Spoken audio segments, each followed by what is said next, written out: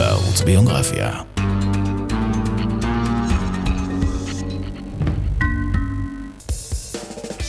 I knew she had no experience, but she had a very special look. I said, where did you learn how to act? She said, well, I didn't really. I said, what do you mean? She said, I never took an acting class. I said, don't. It's just a natural thing. I was given a lot of confidence as a child. My parents probably gave me too much confidence. She has had a very interesting relationship with the tabloids.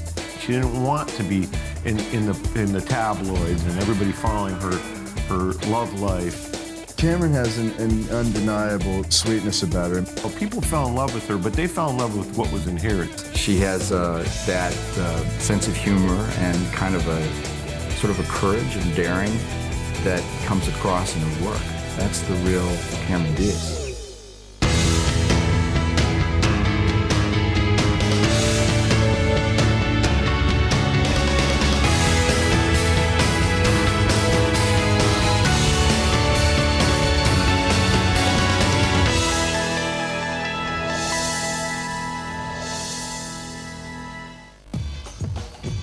In January of 2011, Cameron Diaz appeared in The Green Hornet, starring Seth Rogen. The film was an instant smash and became the highest-grossing movie in America during its first week in theaters. It was the latest hit for Diaz, whose remarkable career began 17 years earlier with her unforgettable debut in The Mask. In film history, if you look at the shots that first introduced Marilyn Monroe and made her famous, I mean, there's several good examples. It was always a very special moment.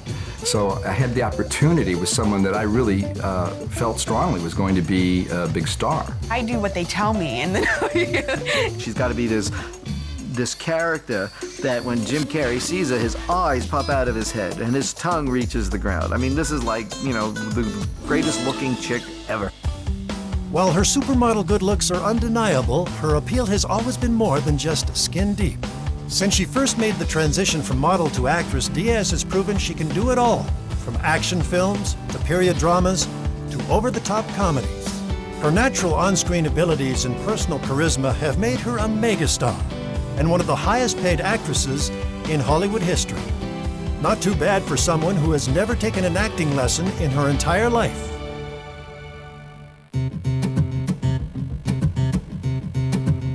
Cameron Diaz was born on August 30th, 1972 in San Diego, California. She was the second daughter of Emilio and Billy Diaz. Cameron's exotic good looks were the result of her eclectic mix of Cuban, English, German, and Native American ancestry. When Cameron was still very young, the Diaz family traveled up the coast and settled in Long Beach. Instead of leaving Cameron and her sister Ximena at home, the parents would take the girls to parties, where they would mingle freely with the adults. I was given a lot of confidence as a child. My parents probably gave me too much confidence, but my sister and I both, my sister was definitely the good girl, and I was a troublemaker. Cameron was a tomboy who channeled her energy into sports. She and her friends would take a 2-hour bus ride to the beach to body surf. She liked to play baseball. She liked to, go hiking. There's a thing called jungle ball that the kids played. She got into fights. Her nose got broken when she was younger. As a teenager at Long Beach Polytechnic High School, Cameron danced at football games with the school's cheerleading group known as the Polyettes. Off the field, Cameron wore concert tees with flannel shirts over top, a look inspired by the popular rock groups of the day. She was also skinny. They called her Skeletor, the kids, So I think it took a while before she started filling out. Though she was described as a gangly teenager, Cameron often attracted the attention of unscrupulous men who promised to launch a modeling career for her. But one man actually made good on his offer. After meeting at a Hollywood party, photographer Jeff Dunas arranged for the then 16-year-old to meet with elite modeling agency. He came up to her and he gave his card and said, give this to your parents and see if they'd call me so I could talk to them about, photographing you for an agency. So that was a different approach, a different line. So she did. She brought it to her parents, and her father called them and met with them, and they discussed the possibilities. So anyway, she went down to Elite, and they signed her up. Within a week, Cameron had her first modeling job for Teen magazine. It paid $125 and was the first of many assignments. Modeling is still photograph. You portray an image only for a very brief amount of time, and then you move on to the next. There were parts of modeling that she really didn't like, but there was also parts that she really didn't mind. You know, again, carefree. She was having fun. Cameron's teenage years as a self-described rock and roll loving geek would soon be over as she pursued a career as an international model. Cameron Diaz's modeling career started after a chance meeting with a photographer in 1990. After graduating from high school, she traveled to Japan for more assignments. When she was in Japan, she got paid $10,000 basically. That was the expenses, and this is for living and what have you. In the 3 months that she was there, they treat you very well in Japan. You have a driver, you can get into clubs for free, you can get drinks for free because you're just there to be looked at.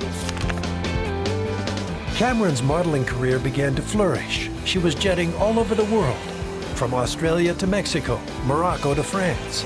She also met her first serious boyfriend, music video director Carlos de la Torre. Diaz kept modeling to pay the bills, but she was also interested in acting. Did she want to be an actress? I think just as much as she wanted to be a model, or she wanted to play ball when she was young, or, you know, go skateboarding, or learn to surf, or do any of the things she does. Life is a lark for Cameron Diaz. In 1993, Diaz auditioned for the role of femme fatale Tina Carlisle in The Mask. But initially, the studio was interested in another model for the role, former Playboy playmate Anna Nicole Smith. I had a little struggle with the studio because they're never comfortable when I have to say, look, I've got a girl who hasn't even done a soap commercial, but I want her to be the lead in the picture. So I had a real sell job to do with the studio. The Mask was developed as a starring vehicle for Jim Carrey, who was an unproven box office commodity when filming started. They needed someone to support Jim Carrey, someone, a name really. This is what the producers were looking at and all, and the studio. Here's Cameron that nobody really knows, who's getting sick over this whole thing. By the time I came back to them with Cameron, the experimental idea at that time was Jim Carrey as a leading man. Then kind of the additional baggage of selling an unknown actress was a challenge. Diaz would play the love interest of The Mask, the alter ego of a mild-mannered bank clerk who is transformed into a green-faced, whirling dervish. The Mask is the kind of guy that just wants to turn the world on fire, you know, and wherever he steps is, you know, there's like lightning bolts coming out of his feet. I mean, he just knows he's gonna just whack the room. The whole point in the film was, do we hope Jim trusts this girl or doesn't trust this girl? She's a nightclub singer, her boyfriend's a gangster, and although Tina always wanted to be a star and always believed she could be, all of a sudden she's having doubts because her boyfriend sort of makes her feel that, you know, she's only capable of what he gives her.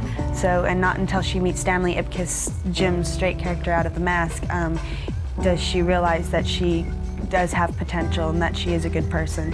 Russell capitalized on Cameron's wild side to bring the character to life. She's got kind of a twisted sense of humor, and also, even though she's got this kind of great all-American girl look, she has a wonderful Cuban heritage, so she has this kind of hot-blooded thing available.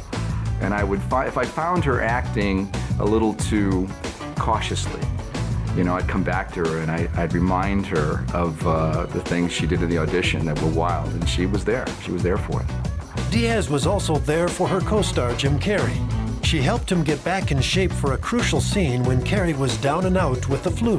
I told him that night, if you're sick, we do have insurance, we can shut down. It was a very show-busy moment. He said, no, you know, I can do it. But he had Cameron Diaz to nurse him in the trailer. I mean, Cameron was literally had like a bucket, and he was throwing up. He was very sick, but he pulled it together. So that is one of the beautiful things about film. You have a little family you create. And over the course of that film, Jim and Cameron's chemistry just got better as they became real friends. Despite her extra effort behind the scenes and her role as the female lead, Diaz's salary was modest. I had such a hard time convincing the studio at the time to use Cameron Diaz. I mean, she was making just above scale. She was making, I believe, more as a model at the time, but of course she wanted the opportunity to do the film. Hopefully, eventually my earnings in the film will be up there with my earnings in modeling. Diaz wasn't the only actor on set with a relatively lean paycheck. Jim Carrey's salary for The Mask was reported to be only $540,000. But despite the low compensation, the movie paid off for both actors' careers. Diaz was thrilled when the movie premiered to an enthusiastic crowd at the Cannes Film Festival. When The Mask opened in theaters 2 months later, it established Carrey as a bankable movie star and provided Diaz with a very impressive calling card. While she's doing it, there was a point almost where she just said, no, is anybody going to really see this movie? And then she asked the director at one point, well, my parents ever get to see this, And they said, yes. They said, yeah. They said, well, where? He said, in movie theaters? And it didn't dawn on her that this thing is going to be in movie theaters. So I don't know what she was thinking, It was very naive, and she laughs about it now, but that's really where she was coming from. The Mask was a huge hit in the summer of 1994, earning more than $120 million at the box office. Diaz's performance earned rave reviews. The show business trade paper Variety declared her a real find, while Roger Ebert called her a genuine sex bomb with a gorgeous face, a wonderful smile, and a gift for comic timing. With just one movie to her credit, Cameron Diaz had arrived. I knew immediately we had a huge hit. I was thrilled, and so was Cameron. But she came to me after that screening, having seen the picture for the first time, and punched me in the arm, like that sister punch that hurts, It's like, and she said to me, you didn't tell me how much I was responsible for. I think she finally realized she was, in fact, the lead of this picture. Cameron Diaz had proved that she could grab moviegoers' attention with her head-turning film debut in The Mask. Now she had to prove that she wasn't a one-hit wonder.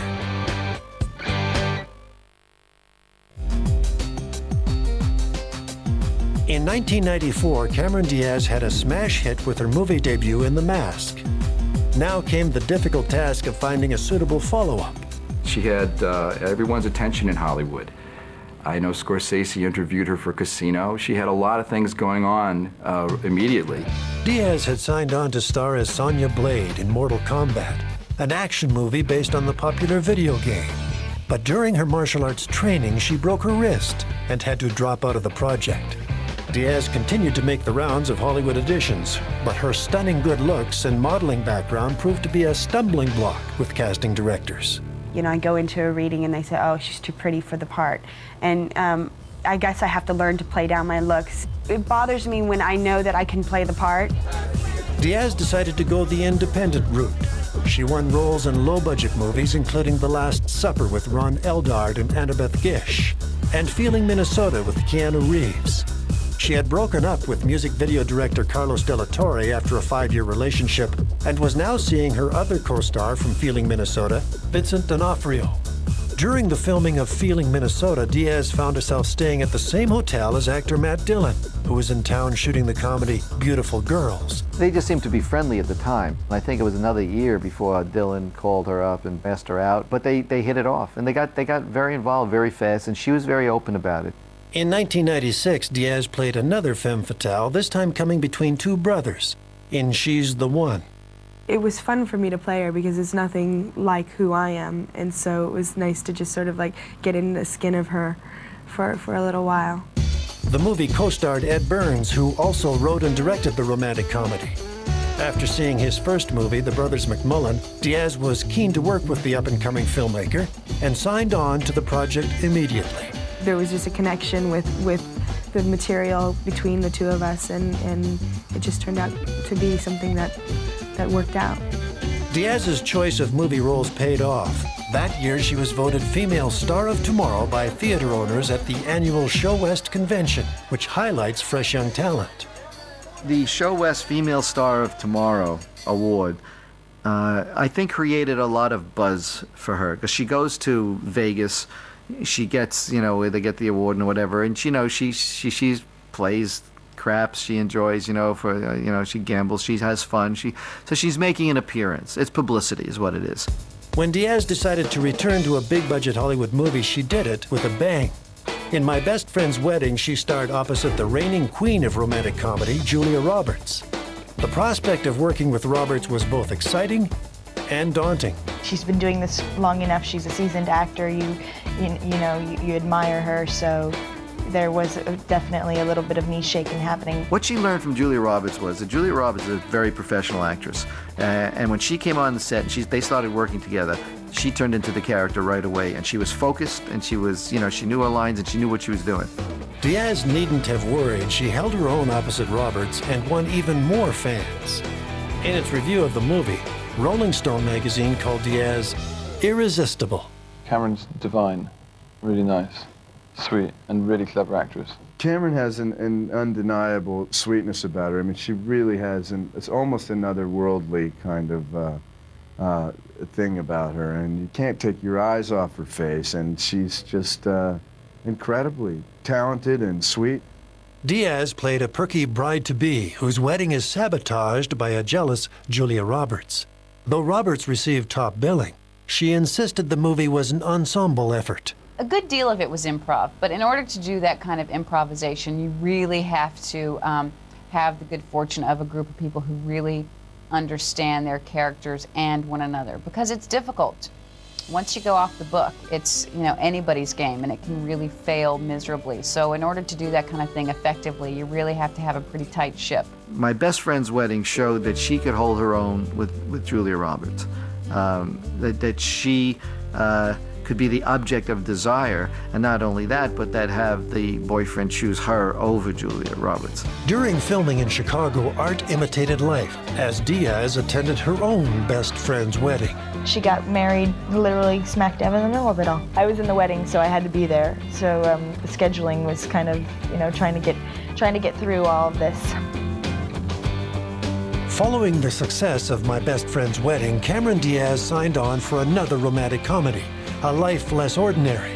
The movie was produced by the creators of Trainspotting and co-starred Ewan McGregor.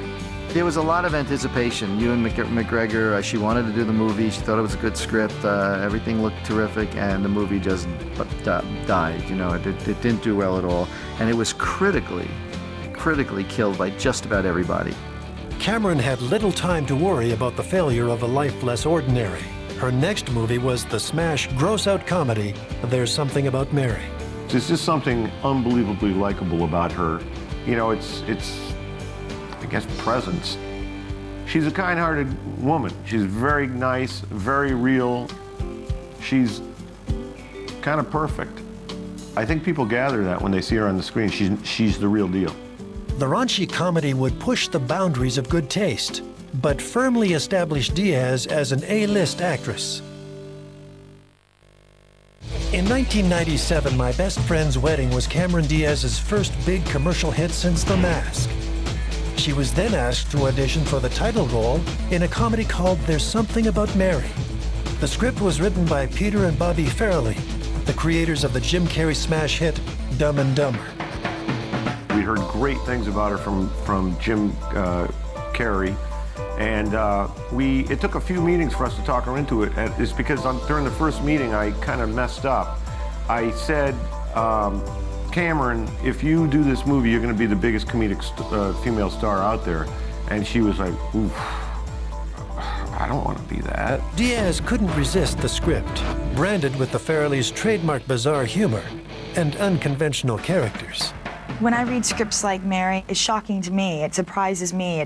I never know what's going to happen on the next page. I laugh. I'm shocked. It's all those things. So that's what draws me in, that grabs my attention. The role of Mary was very, very similar, it turned out, to Cameron's personality. We didn't know this up front. You know, we didn't know Cameron Diaz. We cast her and then got to know her as we're making the movie. But she's a guy's girl. Very easygoing, funny, really smart, really natural, really cool. You know, all the things that we like. You know, likes to have a beer with the guys. Diaz landed the starring role of Mary alongside her latest boyfriend, Matt Dillon. When we cast Cameron Diaz, I think she was the first person we cast. And then we started looking at the other people. And when we had wanted a Matt Dillon long before, we didn't know he was going out with Cameron Diaz. That was news to us. When we went to, do you know that Cameron Diaz? No, we didn't know that. That's the guy's honest truth. When we brought them in to work together, we were a little concerned that, what if things don't work out for them, you know? W. Earl Brown played Diaz's mentally challenged brother, Warren. I had one rehearsal with her. I knew immediately when we were in the room, just her personality and herself that she brought to it was what was going to illuminate the character.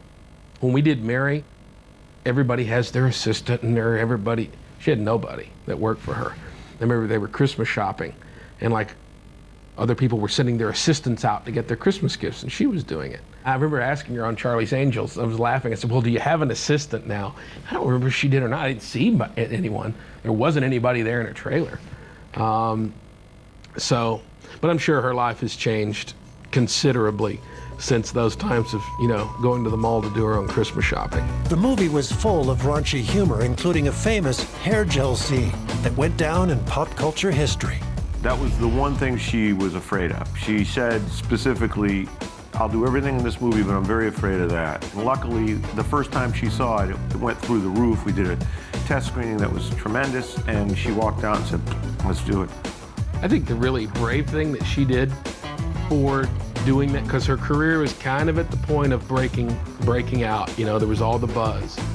And to choose to play that part, had the movie not worked, had it not been funny, had it just been offensive to people and not funny, it was the end of her career.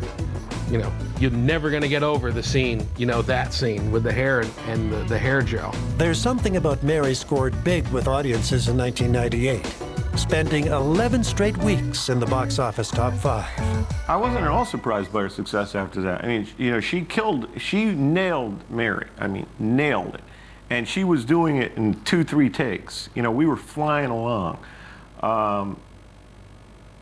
And it was so effortless, natural. No, I thought for sure she'd be a major star. Diaz was a surprise choice for Best Actress by the New York Film Critics Circle for her role. She was also nominated for her first Golden Globe for Best Actress in a Comedy. There are certain actresses out there who have an outer beauty, and you can never really get inside of. But people fell in love with her, but they fell in love with what was in here. As beautiful as she was and is, it was really what was inside her that people loved. Diaz signed on for another politically incorrect movie, Very Bad Things, where she played a very demanding bride-to-be. Diaz admitted that in real life she could relate to some of the obsessive-compulsive behaviors of the bride she played. Well, I'm a Virgo, so that's just my illness from the beginning. It doesn't play out in the same way. I have compulsions of like folding things, or a plant has to be over there, and if I put something down, I put it there, and that's its spot, and that's where it lives. By the end of the decade, directors were lining up to work with Cameron Diaz. Oliver Stone was one of them. The Oscar winner spotted her at a Golden Globes party in 1998 and offered her a part in his football drama, Any Given Sunday.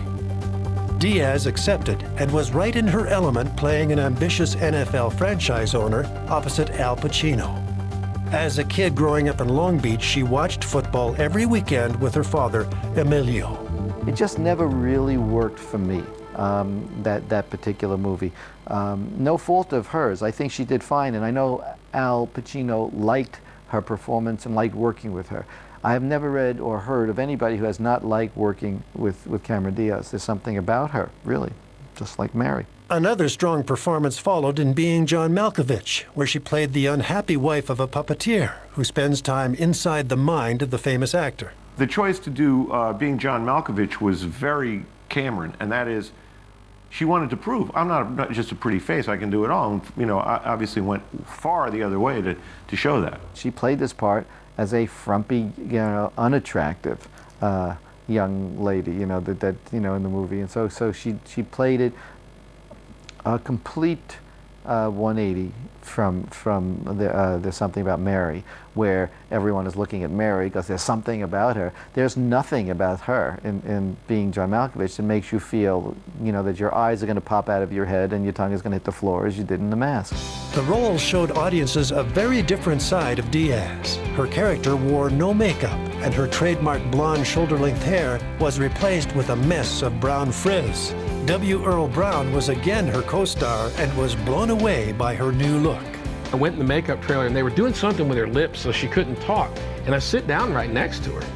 I honest to God didn't because I get the look, with the eyes like, hey, she didn't say anything, but this, how you doing? And I did the, hey, like when you meet, you don't really know who this, maybe I should know them, hey, good, see you. Well, then when she could speak, then I knew it was her.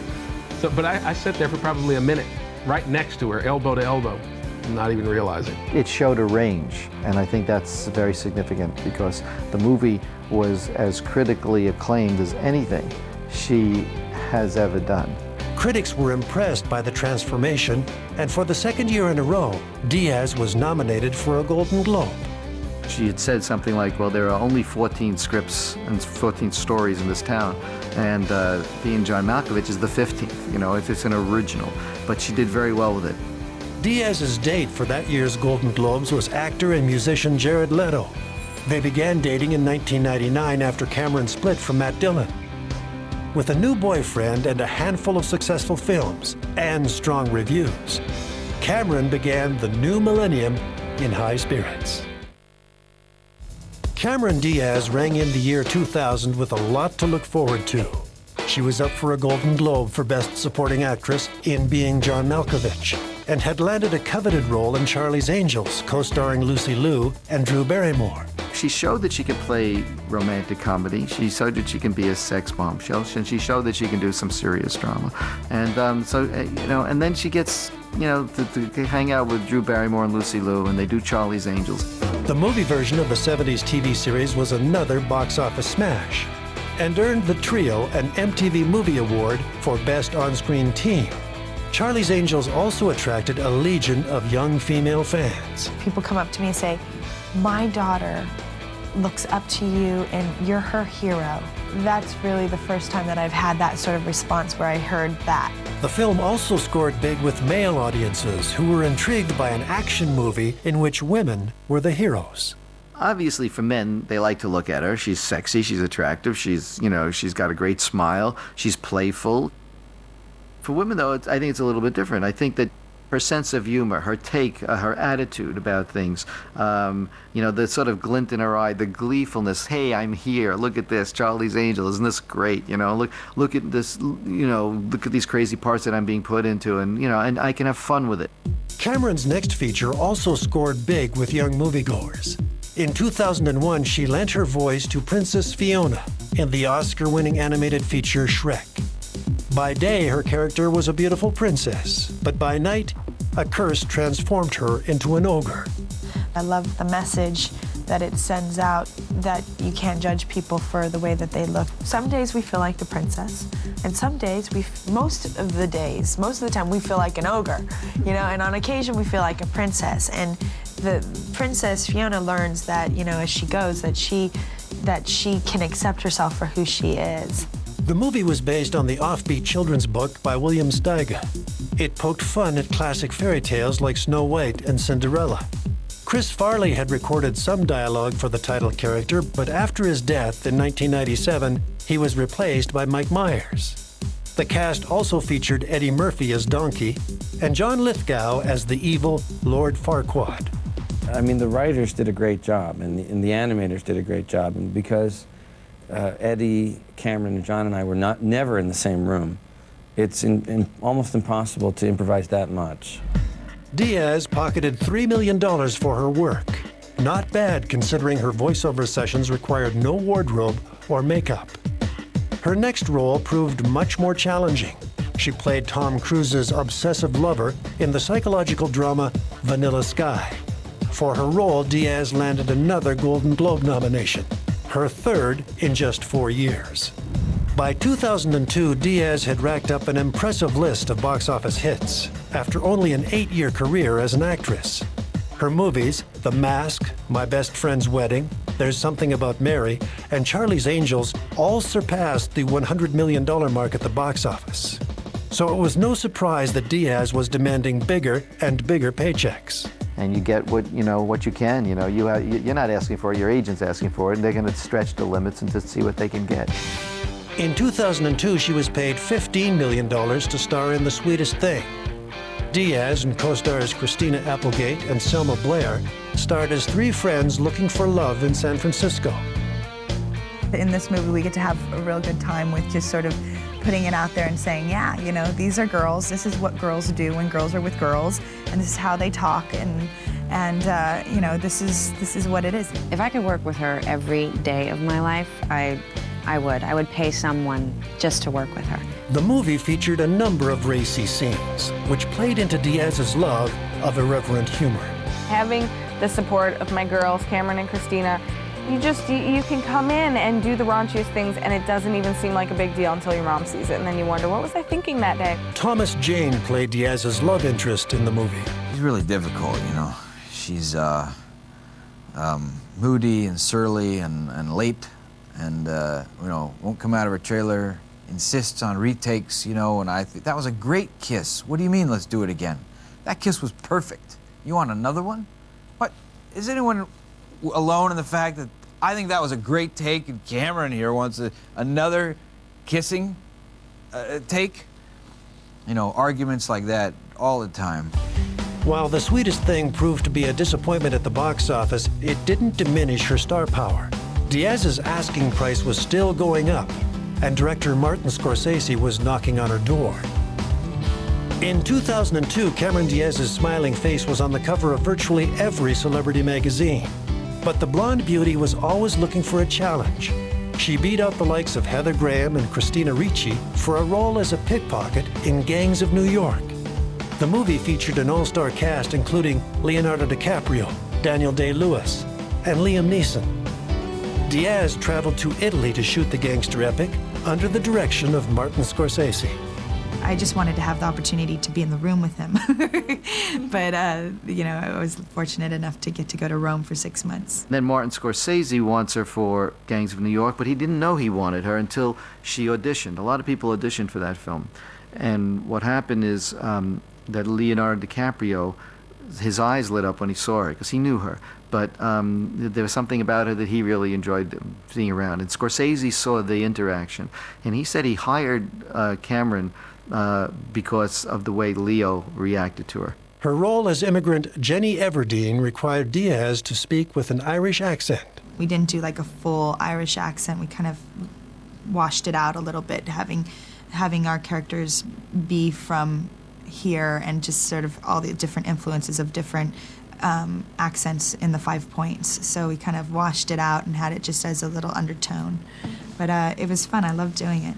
Ironically, while Diaz was playing a pickpocket in the film, she thwarted 2 thieves in real life who tried to steal her belongings from a hotel room in Rome. I don't understand people who take from other people. It's something I just don't understand. Cameron earned her 4th Golden Globe nomination in 5 years, but once again, an Oscar nomination eluded her. I think Cameron Diaz is still going to show us something. I think she's got plenty of growth to occur, and if she takes it seriously and if she works hard at it, maybe she'll get nominated. Cameron had not earned an Oscar nomination, but she was poised to become one of the highest paid actresses in film history. After a busy start to the decade, Diaz took some time off and headed to Hawaii, where she took some private surfing lessons.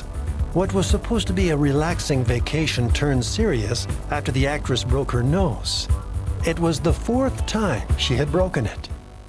Which is so amazing. Here's this woman with this great face, and her nose could have been a little more shapely, and yet, you know, she can get away with it. It gave her character. A few years later, Diaz decided to go under the knife to fix her nose after the multiple breaks started to affect her breathing. The reason she said was not out of any vanity, because she didn't want to go under the knife for that, but apparently one of her nostrils got clogged. So she was breathing out of just one side of her nose, and that's not a healthy thing to do. When Diaz returned to work after her year-long hiatus, she made Hollywood history. In little more than a decade, she had become one of the industry's top box office draws. Her movies grossed more than $4 billion worldwide. So it was no surprise when she negotiated for top dollar to reprise her role in the sequel to Charlie's Angels. Diaz became just the 2nd actress, after Julia Roberts, to be paid $20 million for a picture. When Cameron became the 2nd woman to make a $20 million payday on film, I wasn't really surprised. I mean, she has that value commercially. $20 million was the top rate for any woman that we know of so far, so they asked for it. So money talks in this town. The high-action follow-up meant Diaz had to be in top shape. Her assets were featured prominently in the poster, making her slim figure the envy of women everywhere. It's about how you feel inside your body. And for me, I feel my best, not maybe when I look my best to everybody, but when I'm just strong and I'm eating right and I'm taking care of myself and I'm exercising, that's when I just feel my best. Cameron's famous figure was back in the headlines for another reason. Provocative pictures taken of her in 1992 while she was modeling in Japan had come back to haunt her. Photographer John Rutter was accused of trying to extort $3.5 million from the actress in exchange for the photos, which he threatened to shop around to the highest bidder. After a criminal trial in 2003, Rutter was found guilty and sentenced to nearly 4 years in jail. The judge prohibited the photos from ever seeing the light of day. She says, well, when you're young and naive and a bit stupid, you do these things, you know. I like to think that young women who are starting to model would think twice about doing these things, because this is exactly what could happen with it. After Charlie's Angels Full Throttle, Diaz pocketed $10 million to head back into the studio for Shrek 2. Diaz and boyfriend Jared Leto had broken up after 4 years of dating and an engagement. She started seeing Justin Timberlake after they met at the Kids' Choice Awards. The former NSYNC member was 9 years younger. The high-profile relationship made Diaz and Timberlake a favorite target of the paparazzi. In 2004, outside LA's Chateau Marmont Hotel, 2 photographers accused the duo of grand theft and battery after the couple took one of their cameras, which was later handed over to the police.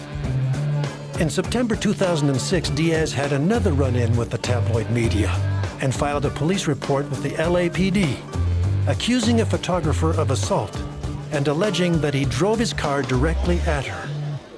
She loves photographers. She doesn't like the paparazzi. She makes that distinction. When you're on the red carpet and photographers are there, they're working for their living. They're working hard, and she knows them, and she knows what they need, and she'll give it to them. But when you're jumping out of a bush, you know, when you're in hiding, and you're going there and you're endangering them, that's a whole other story. While trying to keep her personal life out of the tabloids, Diaz attended the Toronto Film Festival to promote her latest movie, In Her Shoes. She and Toni Collette played feuding sisters who discovered a grandmother they never knew they had. Diaz recommended 8 Mile and LA Confidential director Curtis Hanson for the movie adaptation of Jennifer Weiner's best-selling novel.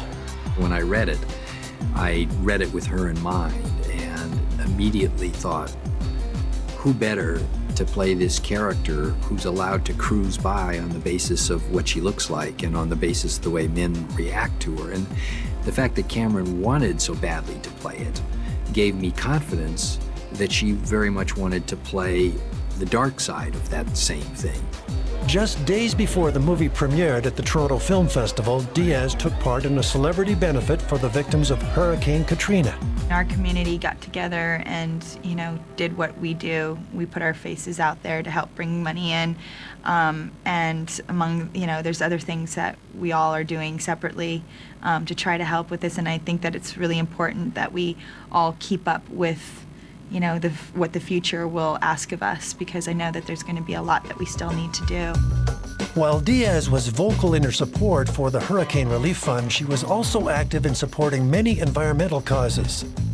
She produced and hosted the MTV show Trippin', where every week she took celebrity friends to an endangered area of the world. But even that well-intended message was diluted by the media when a tabloid ran a story accusing her of adultery with the married producer of the show. Shane Nickerson is the MTV producer, and who's married, and at one point there was a photo taken where she's hugging Shane, but it was innocent.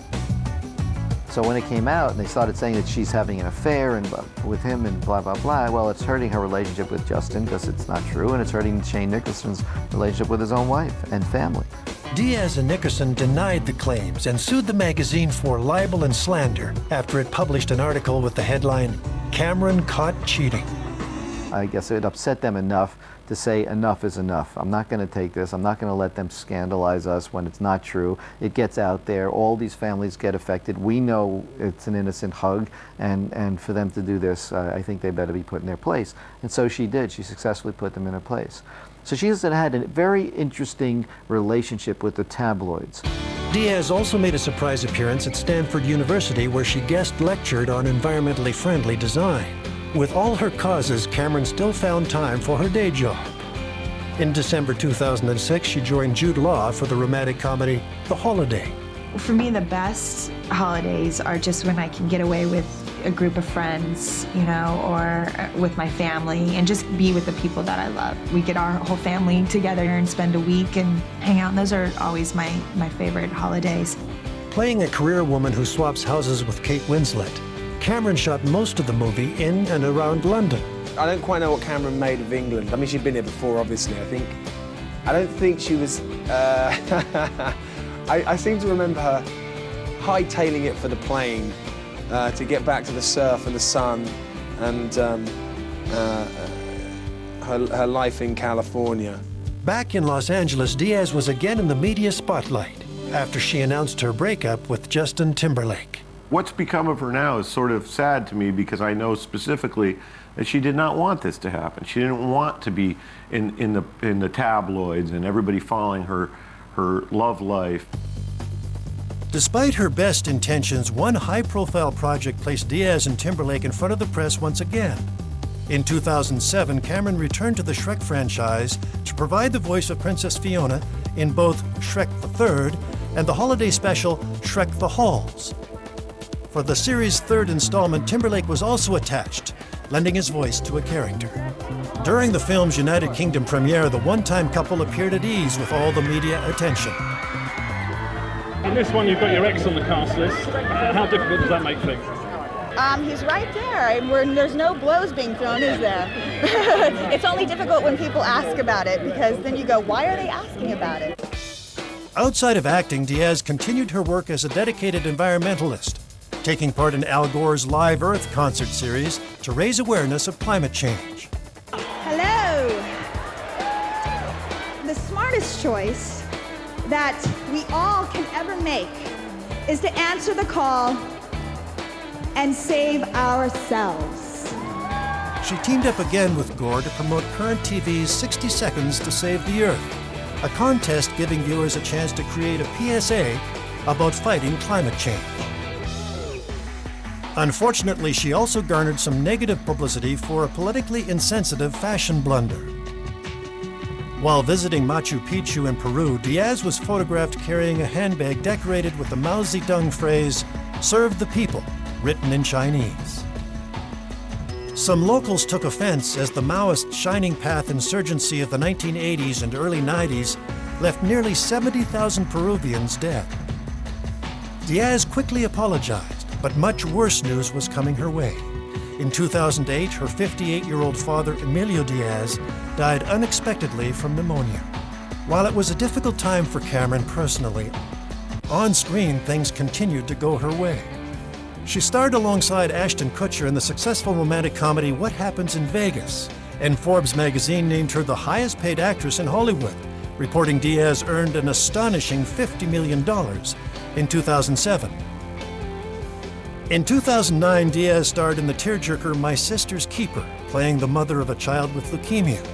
Later that year, she appeared in the supernatural thriller The Box.